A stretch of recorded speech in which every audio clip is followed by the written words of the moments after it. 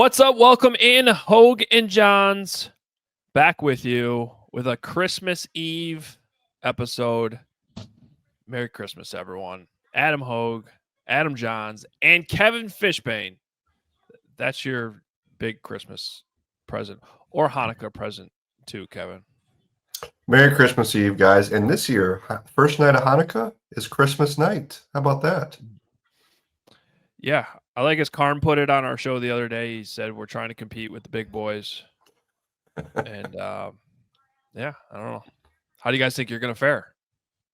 Well, we got 8 nights, so yeah, that's always an advantage. Eight nights of gifts.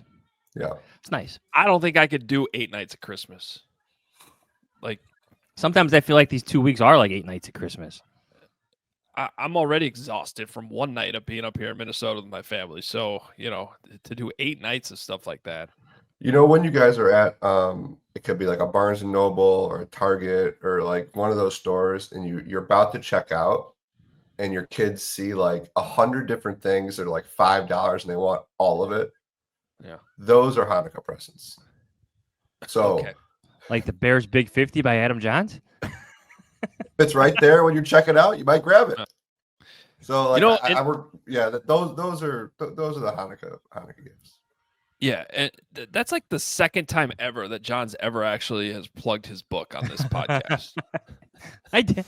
I feel like I have. That book came out like 2 years ago. A lot of stuff has happened since then, Adam. I know. You got to add another.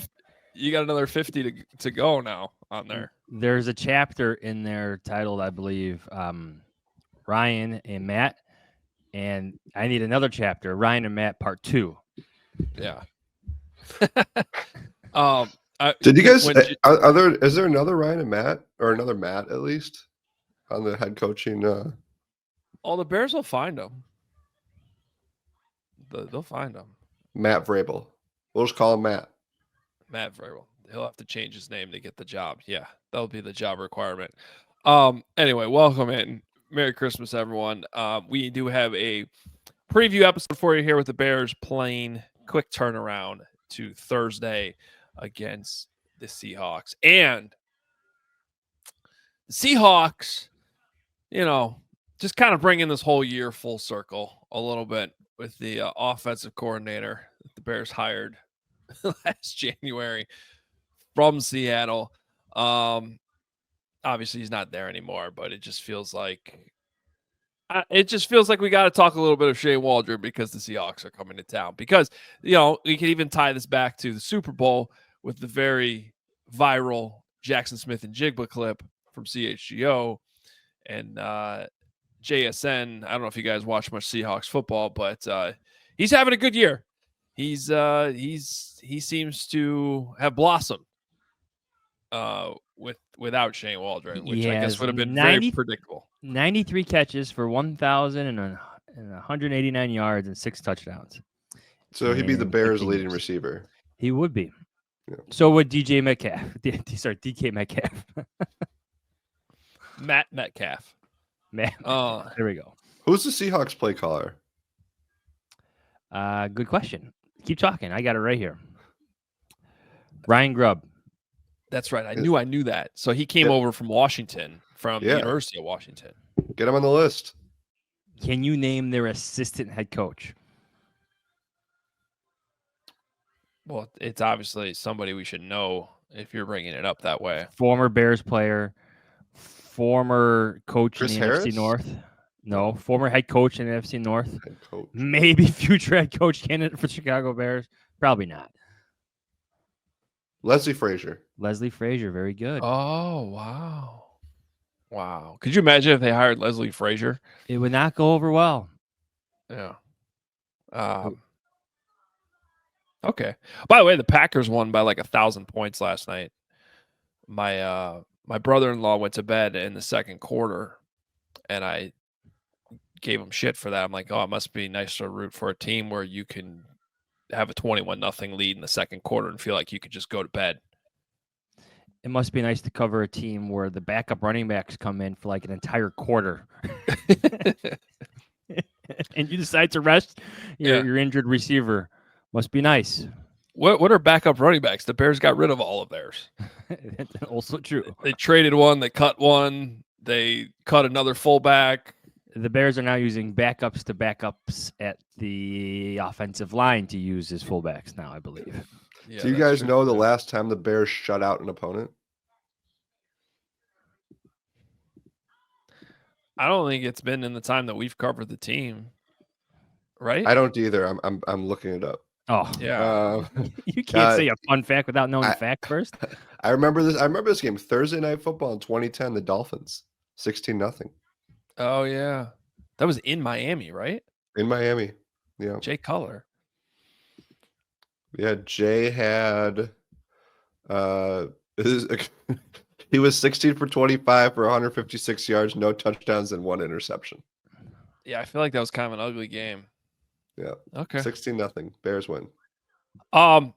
So we're not going to spend a lot of time talking about Shane Waldron. Don't get me wrong, but we would usually have Mike Dugar from The Athletic, who covers the Seahawks, on the show because Christmas. We're going to kind of keep this a little bit shorter than normal. We thought we'd just replay what Mike had to say about Shane Waldron because we had him on the show when the Bears hired Shane, and he certainly threw up some red flags or some concern about how it was going to work out. So we just thought we'd bring this back for you. It's a short clip. It's not the whole interview, just what Mike had to say about Shane Waldron back in, that must have been January when we had him on. I don't think Shane's bad. I think he's like okay.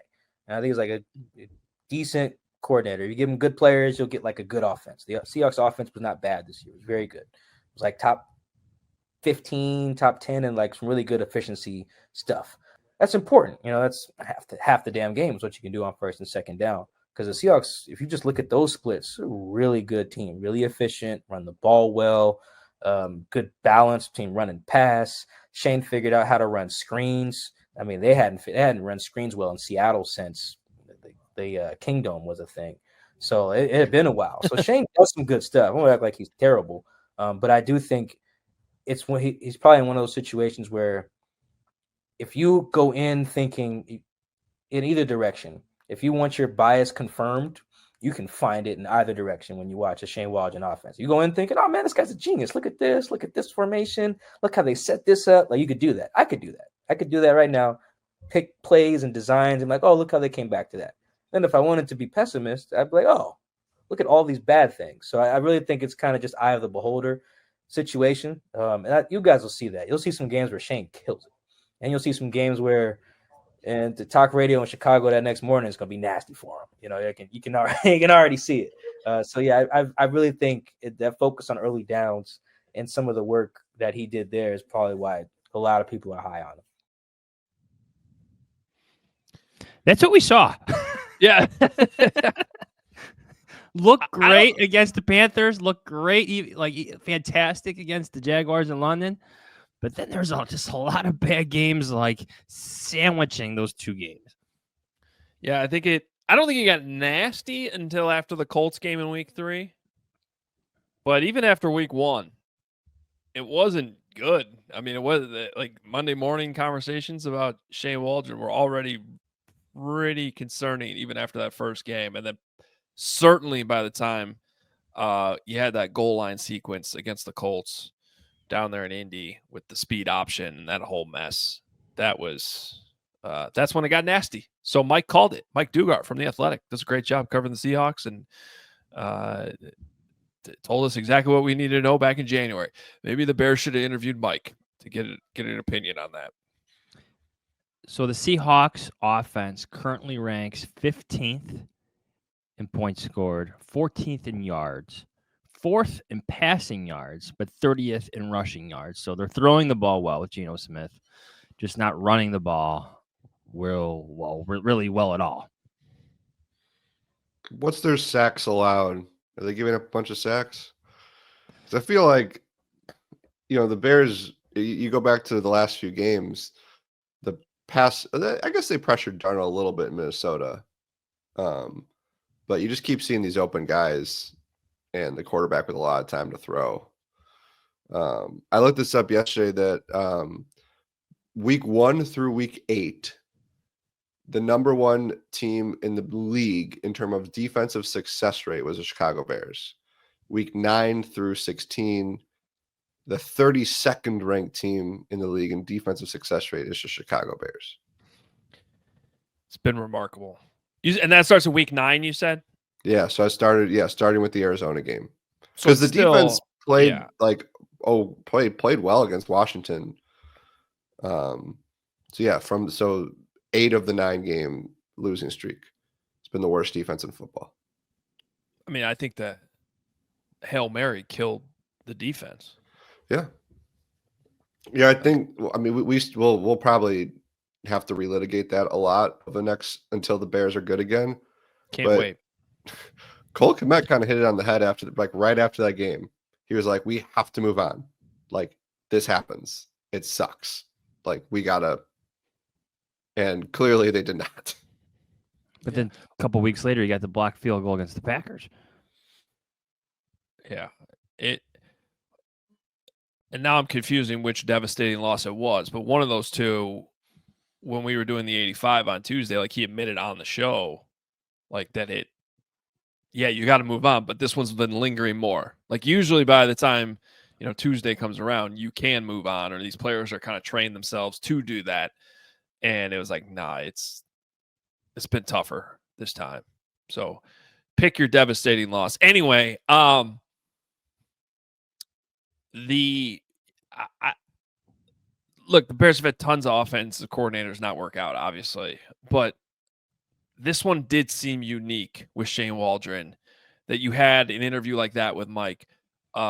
Basically 2 weeks after that was the JSN clip at the Super Bowl.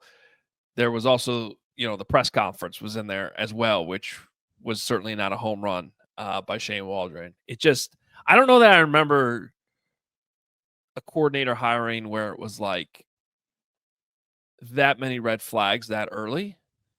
And to raise my own hand, like I think I was guilty of, you want to give these guys the benefit of the doubt. It's January. You don't really know how things are going to work out. But probably could have leaned in on those red flags even more, than we did, because that unraveled so quickly. Like I was actually having a conversation with somebody at the tailgate the other day, Johns, about the episode we did right after the Colts game, and our level of concern right there was like, it seems like too early to fire somebody, but if maybe they should. Yeah, the first red flag to me, and I've said this a couple times, is when Shane Waldron himself is bringing up meetings with team leadership, meetings with Mercedes Lewis, Keenan Allen. Then you have Mercedes Lewis just a few days after that saying that he wants to be Coach Carter. Like right then and there, you're like, oh, no, this is not going to go well. Like I would argue that this team first started to fracture because of Shane Waldron. Not because Shane Waldron was splitting the team himself, but because something wasn't working for a group that had high expectations for itself, full of veterans, a young rookie quarterback taken with the first pick. Something was off. And I think that started to frustrate players. Players started to question the coaching. And once that starts, that's like a poison that can't be eliminated quickly. You need success. You need victories to eliminate those types of doubts about your coaching staff. And it just never happened for the Bears on offense. I think those types of frustrations, like they seeped in early. This is pre-Hail Mary. This is pre-London for the offense. Yeah, I mean, the Bears were like the league leaders in team meetings the first 2 months of the season. And that's not a good thing. I mean, Hoge, that press conference, the introductory press conference, that was eye-opening. That was red flag too. That was a huge, and it spoke to what JSN said. Like, you're like, how is this guy going to, I remember thinking to myself, this is February. I remember thinking like Caleb Williams and he's going to walk into this building and this is this is the guy that's going to be his mentor, his play caller in his ear every day. Like this is, I mean, now I will say this. I think that the Shane Waldron, that if you talk to him off the podium, and Johns, you can attest to this, was a lot different than who we saw in front of the cameras. So, but clearly it wasn't working behind the scenes. And then you guys, I mean, shoot, things that we maybe underplayed at the time and made excuses for, all the false starts and OTAs and training camp, and the fact that you go through training camp, there weren't that many days where the offense just looked good. And we kept being, first rookie quarterback, first year play caller, good returning defense. We get it. But now that we're sitting here, it's like, oh, okay, there was a lot wrong with the structure of this thing that led to that. Yeah, I'm interested to see where Shane Waldron ends up. You know, does he have to go back to being a position coach? Does he go to the college game? This was bad enough that I don't think it's some other team hires him as an OC right away. That would surprise me. And if you're wondering, like, maybe why we're talking about this right now, other than the fact that they're playing the Seahawks, which is the obvious reason, like, the Bears have to relitigate that. Like, they have to, as they go through this with their coaching search in the next month or so, whatever the hell went wrong there, whatever was missed, and I refuse to just put it all on Matt Eberflus. Like, Ryan Poles, even if it was Ryan Poles was saying, hey, yeah, Matt, this is your hire. I'm going to trust you on it. Okay. Now, we've already heard there's like that one podcast interview he did where he talked about the interview process and how they landed on Shane Waldron. So we already know Ryan Poles was heavily involved. But even if we're trying to give him the benefit of the doubt on, like, at the end of the day, Matt Eberflus wanted him.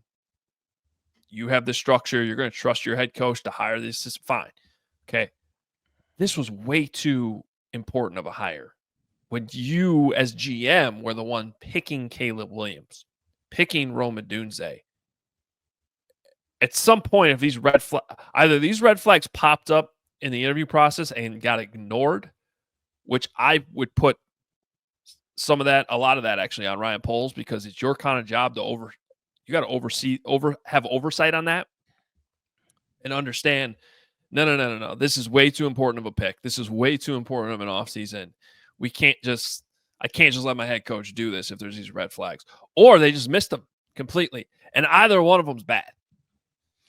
I'm with you. I don't think we've talked like enough about the place of Poles in the decision to hire Shane Waldron. Like, the obvious finger pointing will be like, well, look at Trace Armstrong. He represents Shane Waldron, Ryan Poles, and Matt Eberflus. But this is where I think Kevin Warren has to step in as, well, maybe he's not the football guy some of us thinks he is. Maybe his connections around the league didn't serve him well in this capacity. Isn't he supposed to be the checks and balances on this as well, especially over Poles? So I think there's a whole bunch of questions that need to be answered, at least internally, because this is about to happen again.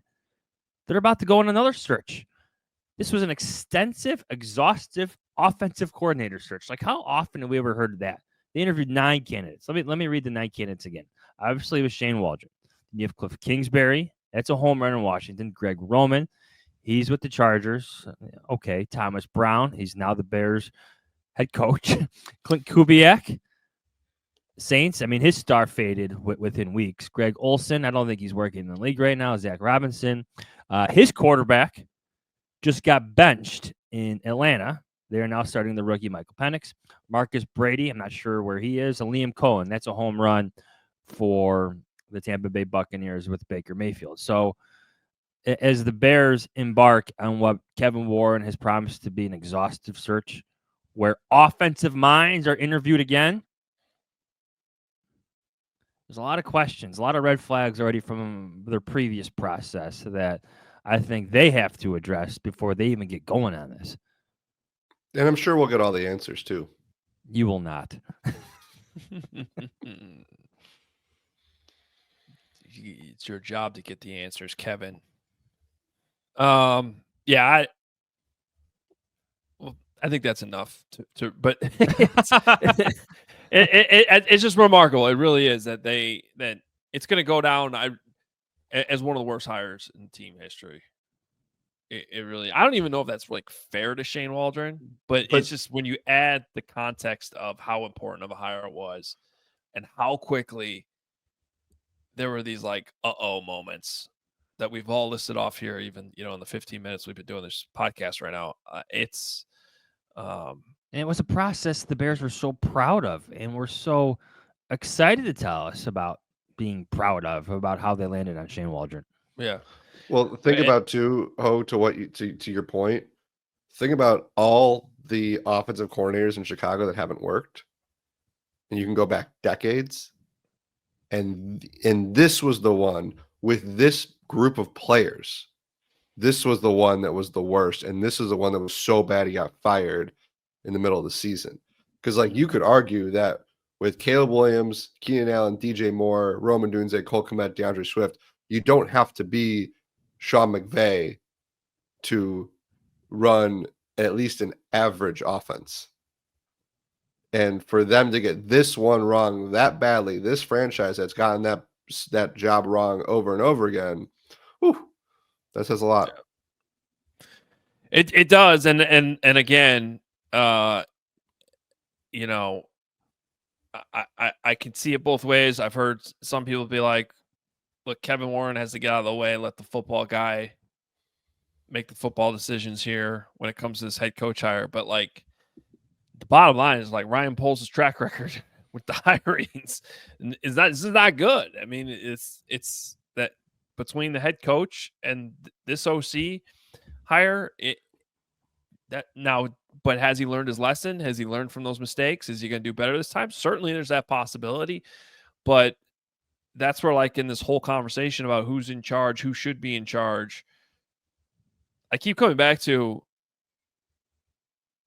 I mean, isn't this why you hired Kevin Warren to be the stadium guy? I get it, but you replaced Ted Phillips because you wanted this new CEO in there to have this oversight, to have this power, to have a new voice in that building, and so maybe he should be heavily involved. I guess the overall point, though, is it doesn't leave anybody with too much confidence right now, and that's concerning. You hired Kevin Warren to be Ryan Poles' boss. Mm-hmm. He's part of this process now. Like, if you're Liam Cohen, if you're Cliff Kingsbury, and the Bears send interview requests to your respective playoff teams, what do you do? What do you reply? Like, do you entertain it after they passed you up to be the offensive coordinator for Caleb Williams? Do you even want to meet with the Bears again? Like, seriously, like, now is the Bears pool limited? I would say no. I mean, just look at Thomas Brown. He came back to take a consultant job essentially after he got passed up. Now he's the head coach. This is a head coach interview. I mean, I don't think if you're Liam Cohen, you're not going to turn that down, are you? Especially with Caleb Williams involved. Maybe the interview, but I would have a lot of questions about, well, ownership, organizational structure, where things went wrong with Shane Waldron, the decision making, in terms of roster building. There's so many questions about how the Bears operate. I know, who's going to have those questions? Ben Johnson. Yeah, I was just going to say Ben Johnson is in that caliber, it seems like, where he has earned the right to have those questions, even though he's never been a head coach. Because the way you're describing it, John Z, I'm thinking of Vrabel. I'm thinking of guys who've been a head coach before, because they're the ones that have a better understanding of how buildings should operate. It's not just calling plays and hiring a staff. Like, there's a lot more involved. And like, those guys, I feel like, are going to have a lot of questions, because the number one question is, who's my boss? And if my boss is Ryan Poles, what's his contract? And like, if you change GM, if this year doesn't go well, like, I don't want to be Lovey with a new GM. Mm-hmm. So it's fair to have those questions, but I also see, if you're Liam Cohen, you've never been a head coach before. There's only 32 of these, and it's hard to be too picky about the charter franchise with Caleb Williams at quarterback. If they come calling just to talk to you. But I could see somebody like Ben Johnson who should have choices being picky.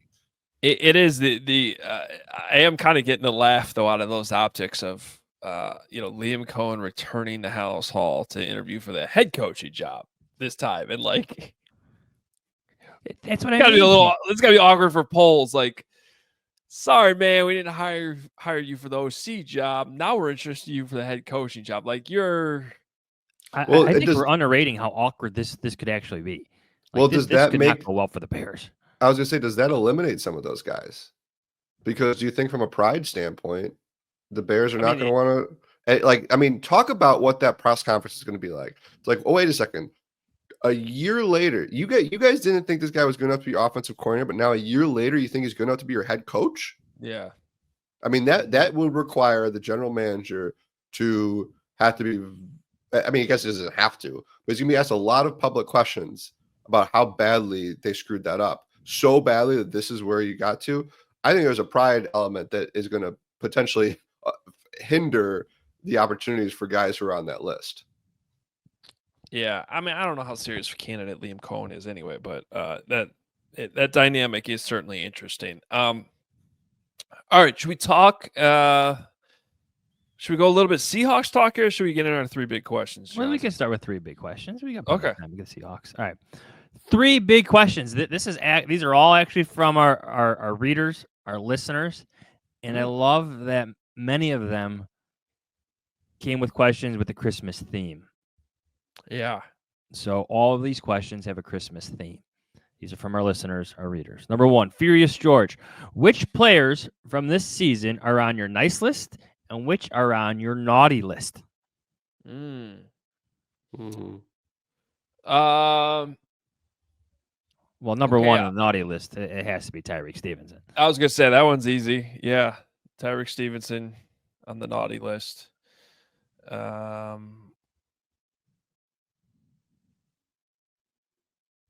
mean, here's a spin take.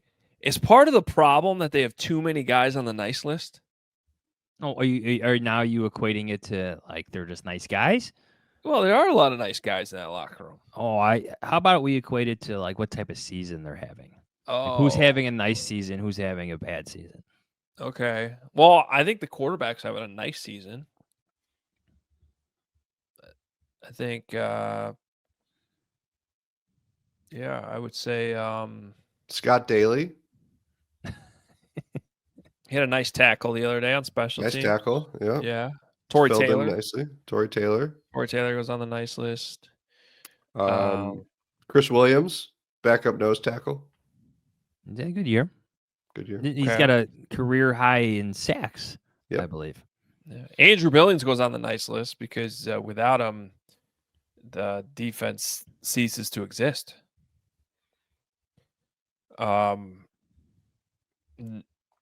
Okay, naughty. Wait, I think that Jalen Johnson's had a good season. Yeah. Does Slipped a that make little him bit on the here nice list? Yeah. Matt Eberflus goes on the naughty list. Shane Waldron's on the naughty list. Mm-hmm. How about Tremaine Edmonds? I'm sorry, who are you speaking of? This is a player on the Chicago Bears. He plays middle linebacker. Oh. Yeah. Hey, he made a nice tackle against Mm. I put TJ Edwards on the nice list. Okay. Next question. Tremaine Edmonds season this season. 15 games, 1 interception, 6 pass breakups, 1 forced fumble, 1 sack, 94 tackles, 3 tackles for loss, 3 quarterback hits. Number 2, Sniper from Sniper. Santa grants you any Christmas wish to apply to the Bears organization. What is yours? Mm. To me, mine's easy. That they have a coach who's here for at least a decade. Like they finally said, yes, a decade. Decade? Lovey wasn't even here a decade. Fine, 9 years Close. like Lovie Smith. Hey, Okay. it's a Christmas wish, Kevin. It could be anything That's you true. want. That's true. Now, obviously, most fans will say Super Bowl, but I'm not asking for much. I don't have a long Yeah. Christmas list. I would just like to not cover a coaching search every 3 or 4 years. That'd be really That'd be really, really nice to have. It's all It I'm would asking be. for. Yeah. You know, you could throw it like you could wish for Patrick Mahomes, Super Bowl, a stadium. You could put on that list. I'm just gonna get a little bit more creative and just, I would just for one time like to see a dominant offensive line. That's what I want. That's my Christmas wish for the Chicago Bears. Just go out there and find, a cornerstone left tackle, some mean dudes in the middle that This mean dude. move the line of scrimmage, don't fall backwards, don't trip over each other's feet. Consistently get a push forward at the line of scrimmage. That's all. That's not a lot to ask for. Just something that resembles the Detroit Lions offensive line. The way they play, the way they protect the quarterback. That's what I want. Like the Eagles have had for forever, it seems like. Just continued investment in the trenches and just guys that move other human beings well. I've gone full meathead in the past couple of weeks, and I'm with you, Hogue. Like, they just need a bunch of ass kickers. And like it's exactly what Ryan Poles said he was going to build the way he was going to build his offensive line. And it's just like this is something I've talked about with Mark Potash. How do you have 8 captains and not a single one of them's on the offensive line? Or defensive line for that matter. But yeah. This and is usually like the offensive line led teams are like the best teams in the league. Yeah. I mean, look, you look at the best Bears teams in the post-Levy era, that 2013 team, those 5 guys started every game together the whole season. Kyle Long went to the Pro Bowl. In 2018, Leno and Whitehair, they were alternates, but they went to the Pro Bowl. Bobby Massey had a good year. Like that stuff matters.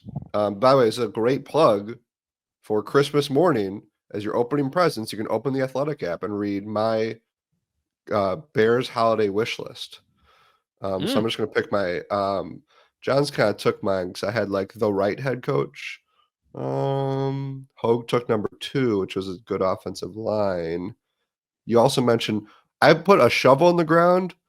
I'm not sure if that means like they start or they just put a shovel in the ground somewhere. There might be shovels in Arlington Heights, but they may have to get, because they have to clear the sidewalks around the property. Yeah. It'd be funny if like someone just like snuck into that property and just stuck a shovel right in the middle. Yeah. Oh, here we go. How about more fun than folly? Straight from my list here. More fun than folly. Like the Bears haven't been fun since 2018. Like it's literally been 6 years since this team has been any fun. Instead, it's been a lot more folly. It's been a lot more like embarrassments and miscues and coaching searches and quarterback rotations and coordinator rotations. And then you see what the Lions did to them. You see what the Vikings are doing this season. You saw what the Packers did last night. And the Bears just rarely have they had fun in London. Like London was fun. They had like that one day of fun this year. How about a team that's a little bit more fun? Which you obviously winning equates fun, but I'm just asking to get it right just for a little bit. To have a break on the cycle here. Like if Ben Johnson wants to be like your head coach, do what the 49ers did and give him like a 6-7 year contract. Like, okay, we're just committed to this. Let's see if it works. We like what you've done with Detroit. You could have some personnel control. Which guy from TV do you want to hire to be your GM? Like, let's just have a break on this endless cycle that the Bears have been stuck in since 2012. Well, if he wants to bring Chris Spielman with him, I'm all for that.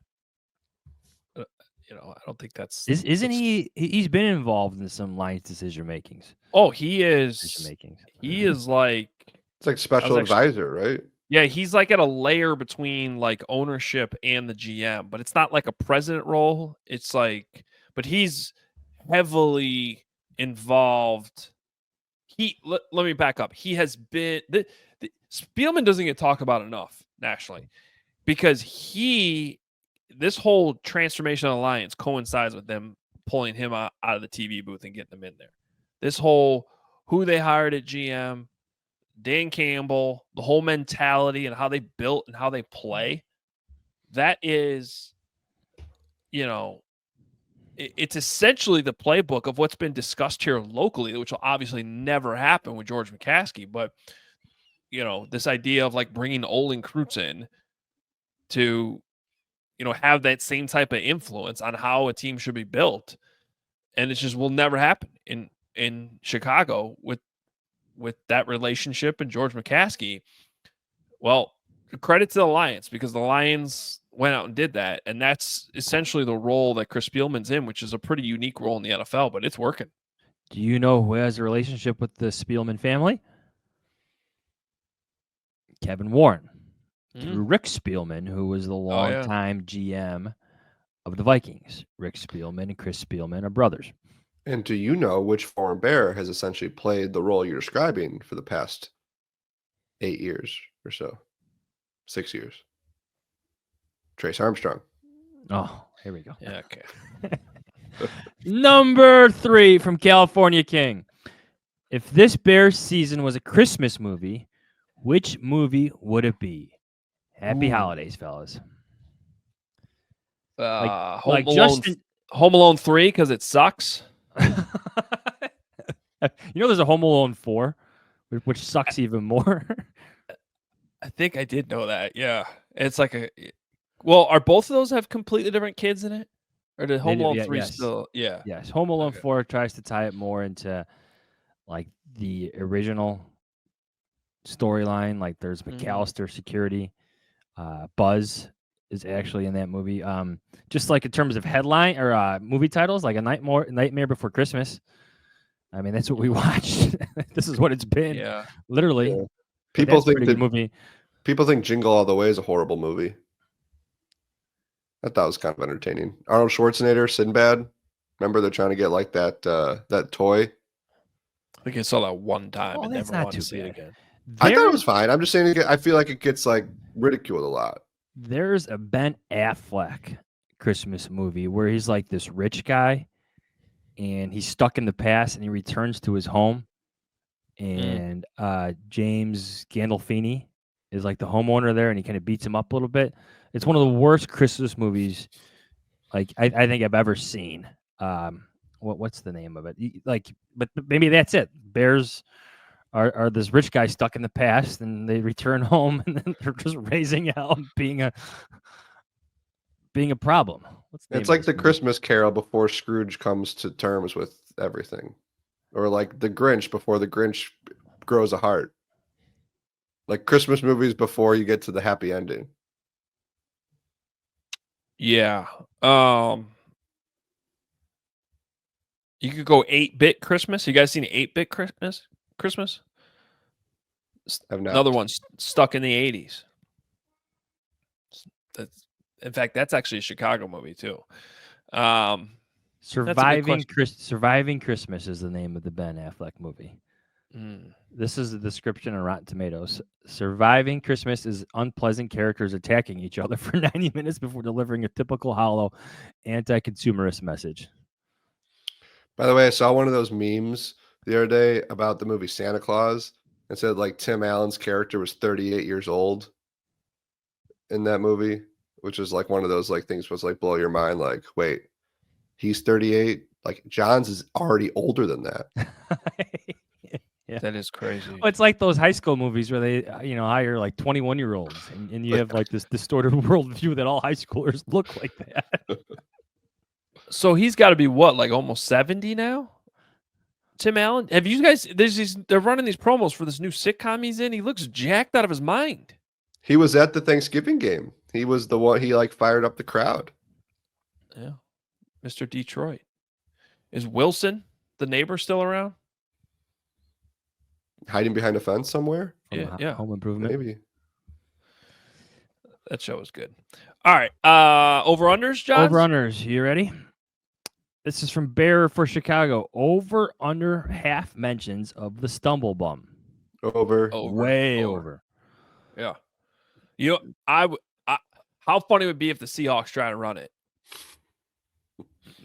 That would be funny. You know what they could run is that. Remember that cool play that Shane Waldron ran once for Cole Kmet to be open over the middle. That one play in London. That one play. Yeah. Yeah. Remember that one? Maybe it's still in the playbook. Is that what The that play is called? Bears. The one play?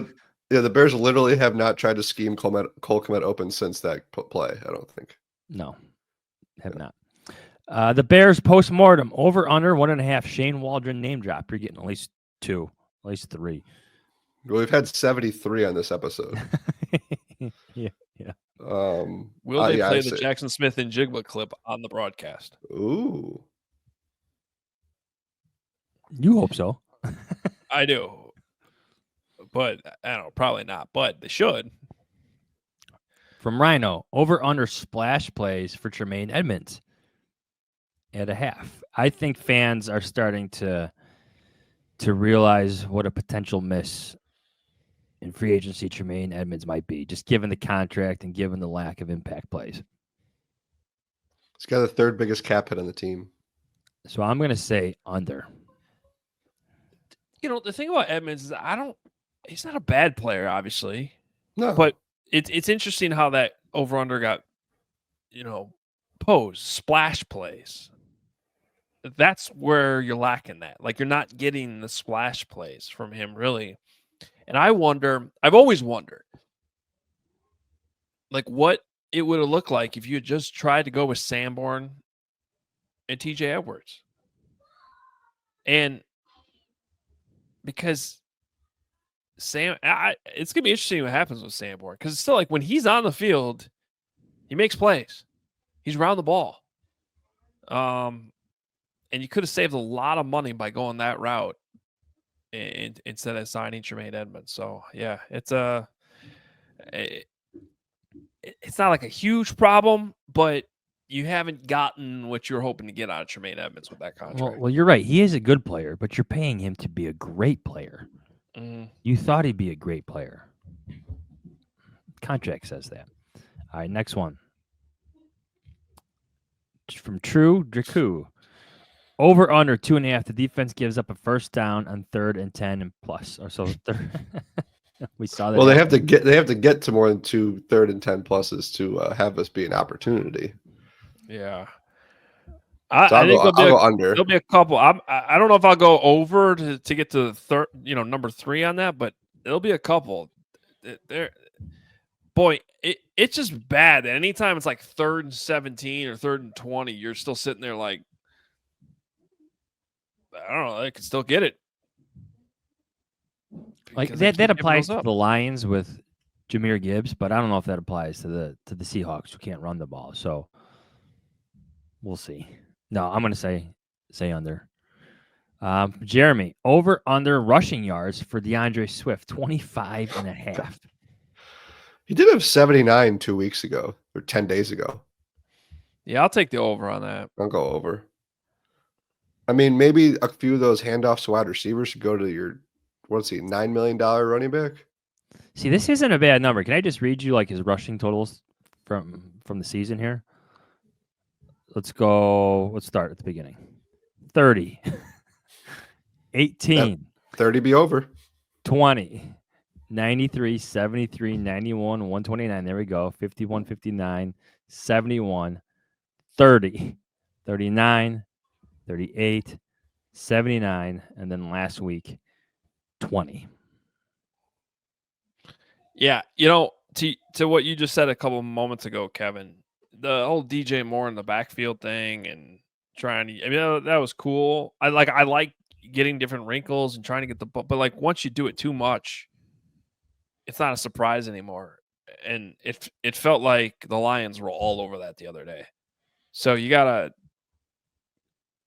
adjust back, and I haven't seen Thomas Brown do that yet. They need to get away from that now.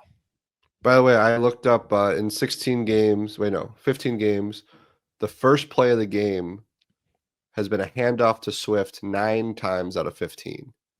And I'm pretty sure the longest run, first play of the game, was maybe 7.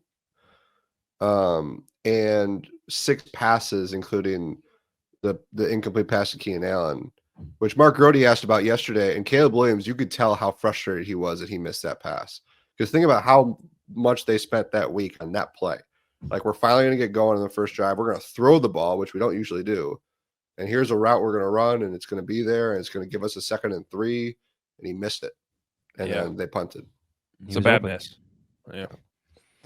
From Jimbo, combine over and under 2.5. Camera pans to Poles plus George after a horrendous play series.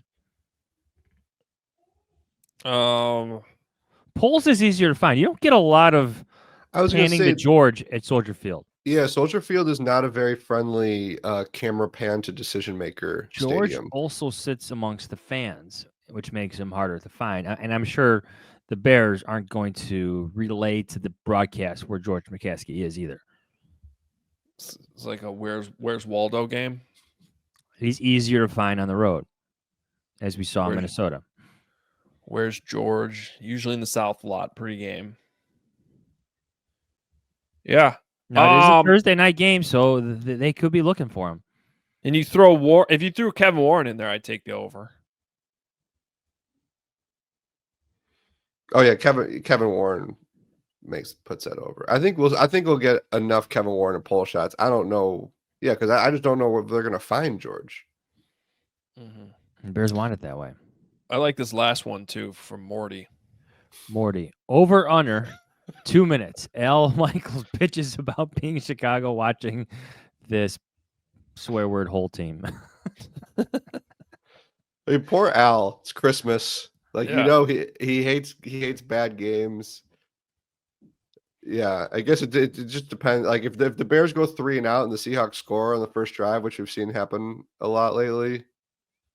Oh, there's going to be a number of comments in this game from Al Michaels. Yeah, without a doubt. But he likes coming to Chicago. I think he usually goes to Chicago cut. But he will complain about the game. What was the great game? They finally had like a really good game like a month ago or something on Thursday night. And it was like Christmas for him. He was like raving about it. It was like the relief in his voice being like, I get to call a good game. Here's one. How many times is Kirk Herbstreit going to complain that a team that lost to Oklahoma and Vanderbilt should have been in the playoff? Oh, you're going to at least one mention the college football playoff. You saw it last night in the broadcast too. Yeah. Aikman and Buck were talking about it. Yeah. Although they were against the complaints. They didn't like the beginning at all. Correct. Get out of here. You lost to Oklahoma by 3 touchdowns. There you go. And by the way, the whole thing about the first round bye do you guys realize the same exact thing that happened in college football is about to play out in the NFC North? Yes. The exact same thing. The Lions or Vikings, one of them is going to have to go on the road, and they're going to be heavy favorites in the first round, and it's probably not going to be that good of a game. It's the same exact thing.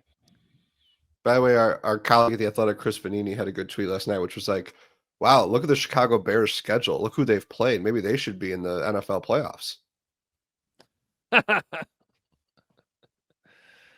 Oh, thank God we don't have to deal with that at the NFL level. I'm enjoying the playoffs. So Me too. Screw you if you're not. People just want to complain. It's unbelievable. Yeah. Just whatever. All right. Let's get to the picks then. We got a Thursday night. Remember, this is an Amazon Prime situation. 7. They do put the game on locally, though, I believe, right? Yes. I can get you that channel. Yeah, I think it is local when you get thrown on the Thursday night game. They do put it on somewhere. But yeah, Amazon Prime 7:15 kickoff. The Seahawks favored by 3.5 against the Bears. Guys, this is a must-win for Seattle. They got to win this game. They're a game behind the Rams in the West. Still technically not eliminated in the wild card, I believe, but they're 2 games back in that area. So bottom line is they got to win this football game. They're favored. And I think I'm almost surprised it's not more. My bold prediction is that the Bears will either have the lead or the game will be tied after the first quarter.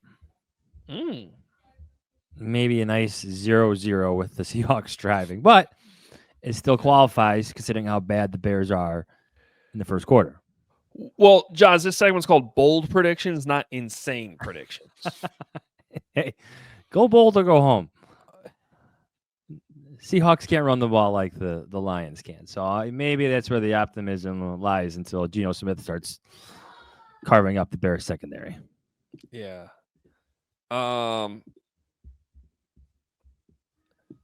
My bold prediction is going to be tied into my game prediction.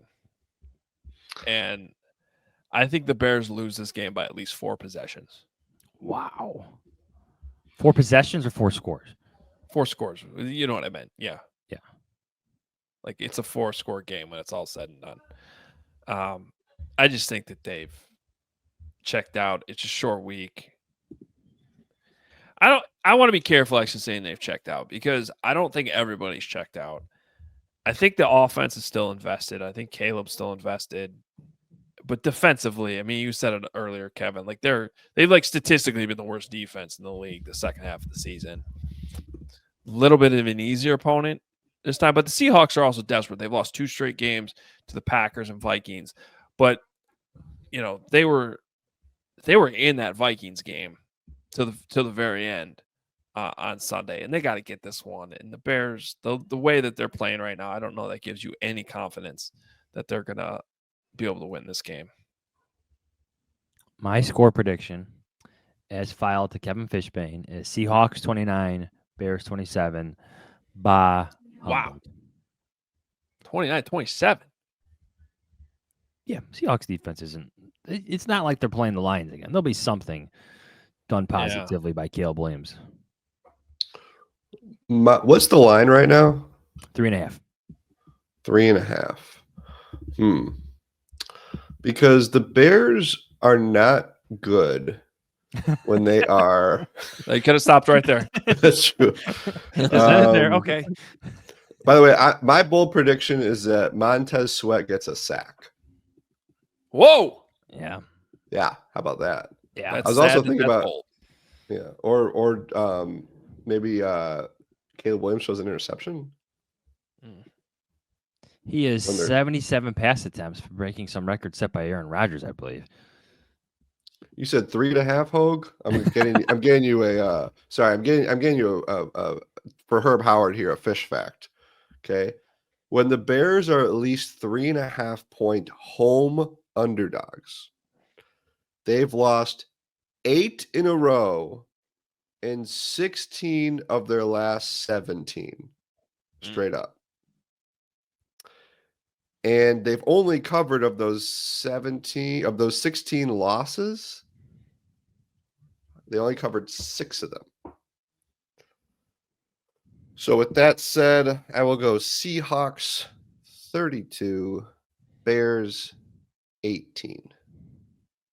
Okay. Yeah, I'm right there. I'm going to say 34. Technically, I go to check me on my math here, right? It's got to be a 25-point difference for my – because if it's 24, you could technically have 3 8-point possessions. So 34-19. No, that By the doesn't way, add up. if you guys want to go, whatever's 25, that's the difference. That's my score prediction. Here we go. In the post Lovie Smith era, the Bears have been 3.5 plus point home underdogs 29 times. They are 4-25. Man. As home dogs by more than a field goal. Their last win as 3.5 plus point underdogs was week 1 of 2022. The first game of the Matt Eberflus era, a 1910 monsoon win over the 49ers. Wow. All right, I'm changing my bold prediction because this isn't adding up. I'm going to go 34. 34-19 is my actual prediction. So it's 15 points. So it's not That's quite. it's 2 possessions. Yeah, I know. You get the point. Why don't you go? There's a garbage time touchdown in there at the end by the Bears or something. Well, why don't you go 47-19? Because I don't think the Seahawks can score that much.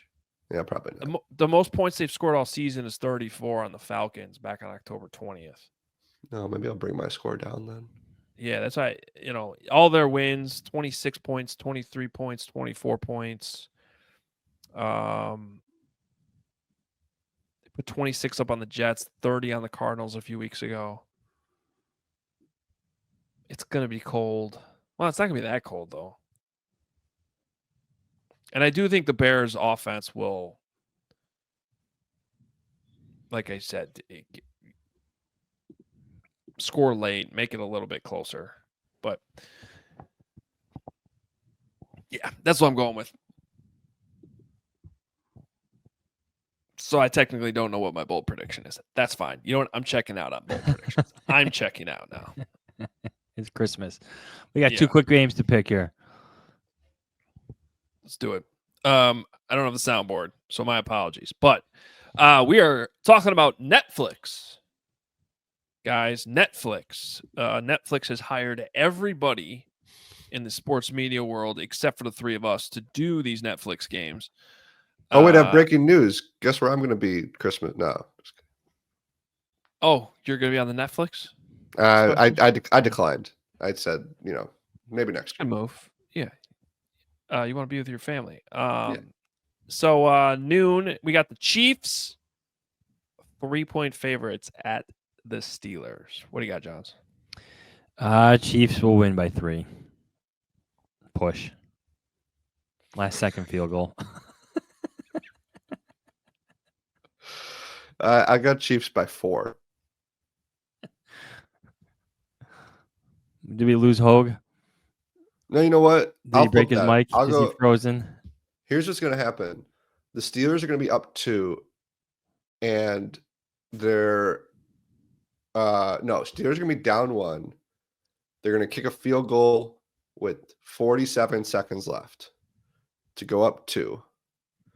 And the Chiefs are going to just have it'll be like 2 Mahomes passes, 1 Mahomes run, and then suddenly it's like, oh, the Chiefs won again. Yeah. You broke my mic by picking a push. I didn't know we've ever picked a push. And yeah, Chiefs cover late. I got the Chiefs. Late game 3:30, Ravens at Texans. The Ravens are a 5-point favorite on the road in Houston. I'm going Texans. Yeah. To at least cover. That's a lot. They're still a good team. Ravens are definitely getting better as the season's going along. I do think the Ravens win, but I think this is I hope both of these games are close and entertaining. Yeah, because otherwise you have to spend your time with your family instead of watching football. Right. I think the Ravens defense is susceptible to a backdoor cover from the Texans. So, wait, you said the Ravens are 5-point favorites in Houston? Yeah. I know. If the 2023 draft was today and you had the number 1 pick, are you taking CJ Stroud or Bryce Young? CJ Stroud. I said Stroud at the time. I'll stick with Stroud. I'd say it's a little closer today, I think, than it has been. Well, certainly the gap has come back closer, but my reasoning's still the same. Bryce Young is actually starting to play. I still thought Bryce Young was going to be good. My concern with him was not him playing well. It was how tiny he is. He's still tiny. In some ways, he's actually debunked that concern because he's, for the most part, stayed healthy. Didn't he level a guy last week running the ball? I think he did. Yeah. So, credit to him. But, yeah, I had Stroud at the time. And I would still pick Stroud. I'll pick the Ravens to cover. They win by a touchdown. Okay. Interesting. All right. Well, it should be fun. Hope everybody enjoys the games and appreciate everybody being here on Christmas Eve. Fun episode as we, try to stay positive. It's hard right now with all this stuff. But we had to talk a little Shane Waldron and the 3 big questions. Appreciate those. Those were fun. Christmas themed questions. And we're going to go back to our families now. Enjoy the next couple days, and we'll be back on Friday morning to recap whatever happens Thursday night between the Bears and Seahawks. Any final thoughts, guys? Merry Christmas, everybody. Have a great day. Great 2 days. There you go. Talk to you Friday. See ya.